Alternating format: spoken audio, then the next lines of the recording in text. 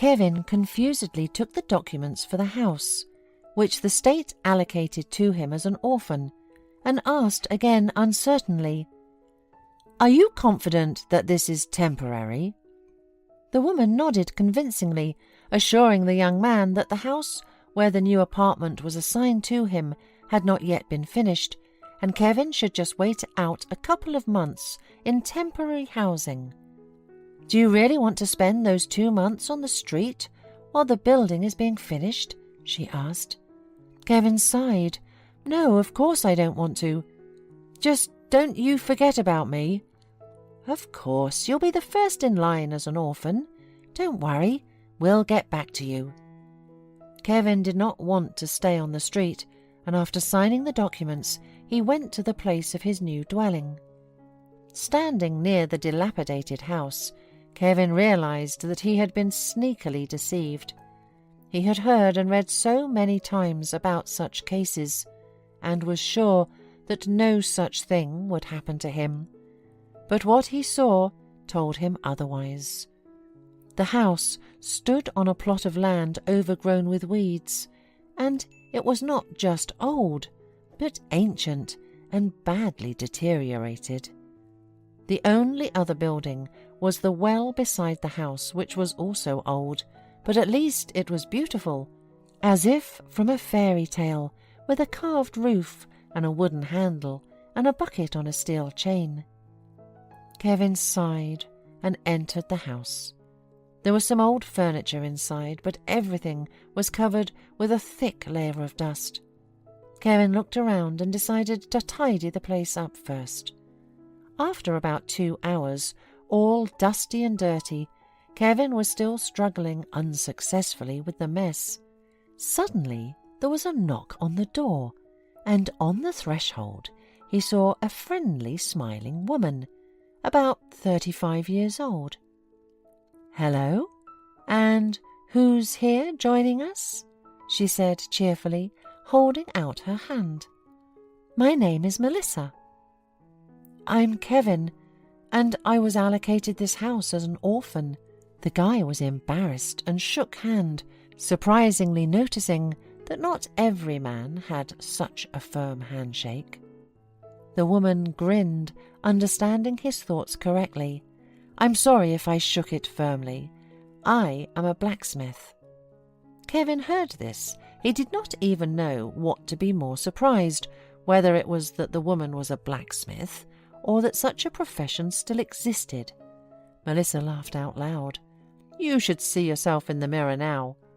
Kevin smiled too, imagining how he looked now, dirty, covered in cobwebs, and with such a surprised face. "So tell me, how is it happened that you were given this shack as an orphan and not an apartment like you're supposed to?" Kevin sighed and told her his story.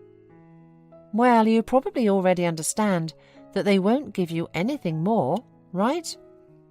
After all, according to the papers, they gave you the whole house," sighed Melissa, listening to his story.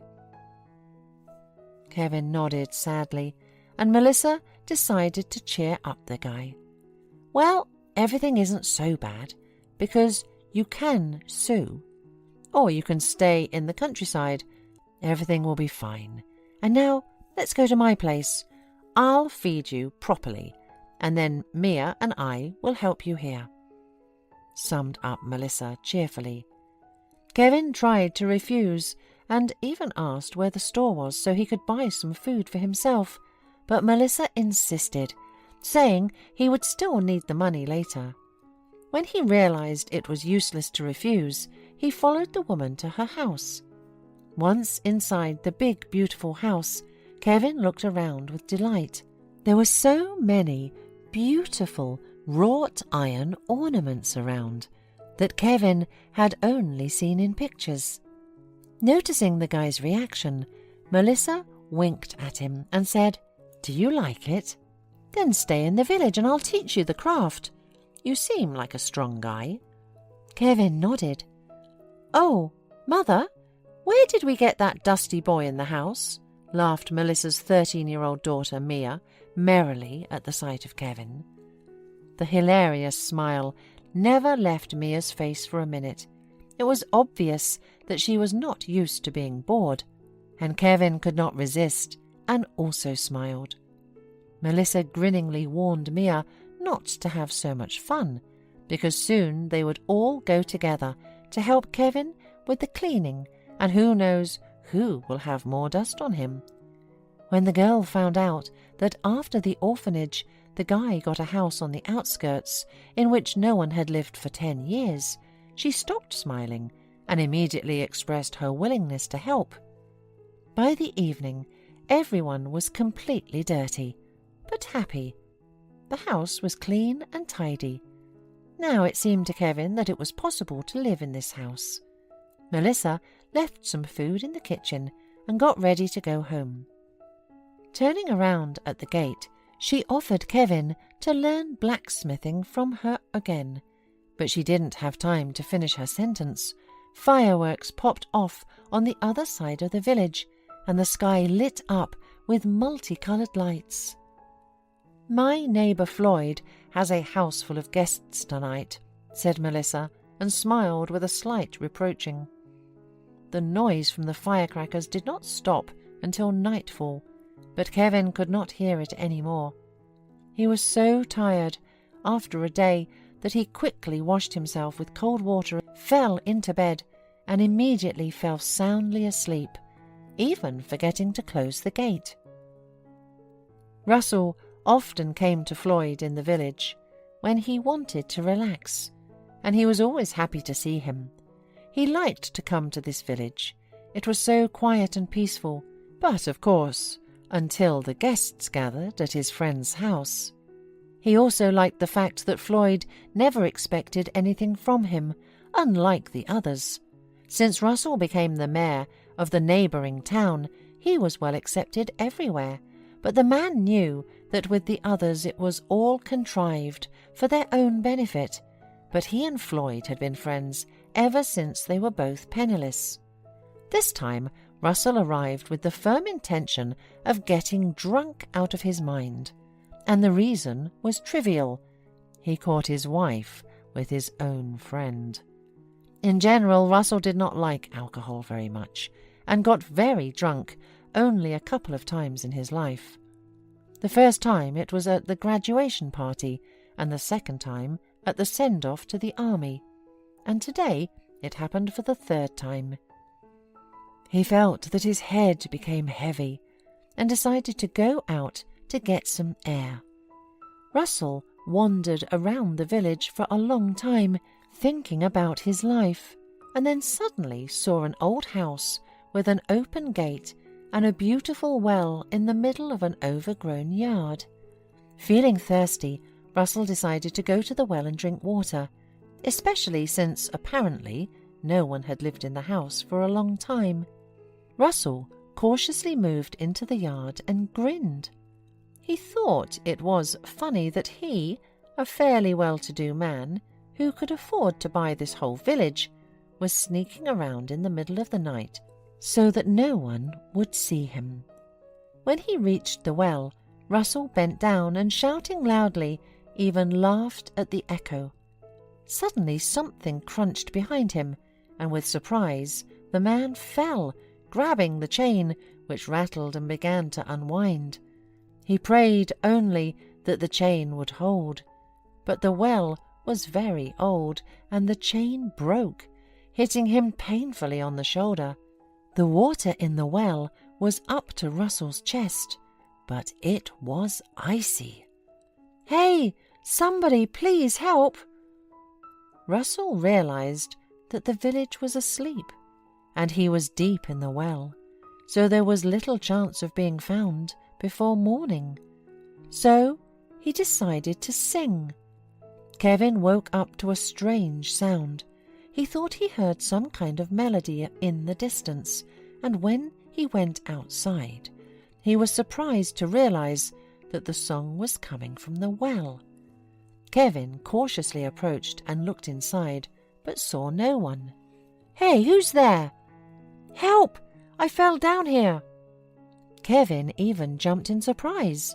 Running for a flashlight, he shined a light into the well and immediately recognized the man sitting in it. Posters with this man were all over the town.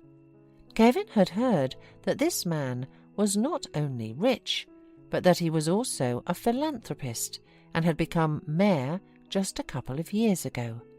The guy tried to get the man out, but he didn't succeed. Then he called Melissa and Mia for help. Melissa, with a surprised chuckle, assessed the situation and quickly came up with a mechanism like a lever, and together they all pulled the frozen Russell out of the well. Kevin immediately brought him a blanket and hot tea, and Melissa began to question the man about who he was and how he got here. Russell was surprised at first and then realized that the villagers hardly know the city officials by face. "Yes, I came to visit my friend Floyd," replied Russell. "Ah, well then, no wonder," said Melissa significantly.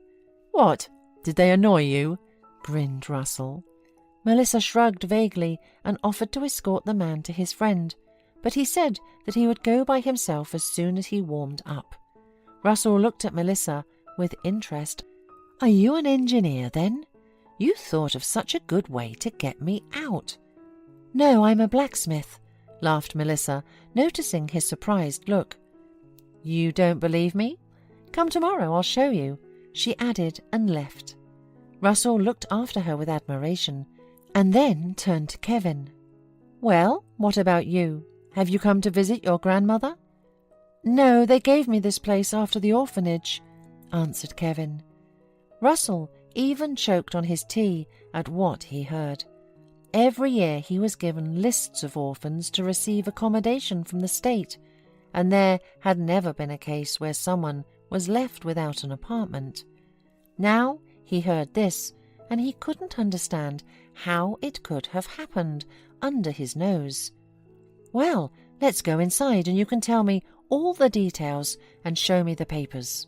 And listening to Kevin's story, Russell was out of anger. He hurriedly packed up and left for the city. He was going to deal with all of this as soon as possible. Rushing into the child welfare office, Russell, without even saying hello, demanded papers on Kevin. "Yes, this is the guy who recently came out of the orphanage, and I want to see what kind of apartment he got from the state," he said glumly. The woman instantly went pale and handed him a folder. The document said that Kevin had been allocated an apartment in a newly built apartment block. "Okay, then let's go there. I want to see it," commanded Russell. "But why? He might not even be at home," muttered the frightened woman, and grabbed for the phone. "Let's go and check," said the man menacingly, and without letting the woman call, he ordered her to follow him. When they arrived at the place, Russell rang the doorbell for a long time. When at last it opened, a woman appeared at the threshold and, in a sleepy voice, said, "Mom, why did you come so early? And not alone?" Russell turned to the custody officer and said with disdain, "You have 3 days to fix this. I will personally check all the orphanage graduates. If anything goes wrong, you'll go to jail for a long time. I promise. And after that, I expect your resignation letter. People like you have no place in working with defenseless people." A week later, Kevin had already checked into his new apartment. Russell returned to the village to see Melissa's work and was no longer able to part with her. Finally, they were married, and soon they had a son. Melissa could no longer devote time to the blacksmith shop, and so, as she promised, she taught Kevin everything, and he eventually took her place. After a while, he proposed to Mia, who by that time had become a real beauty. Melissa moved to Russell, and Mia and Kevin decided to live in the village, because the new blacksmith had many plans, and the fame of his skill spread far beyond the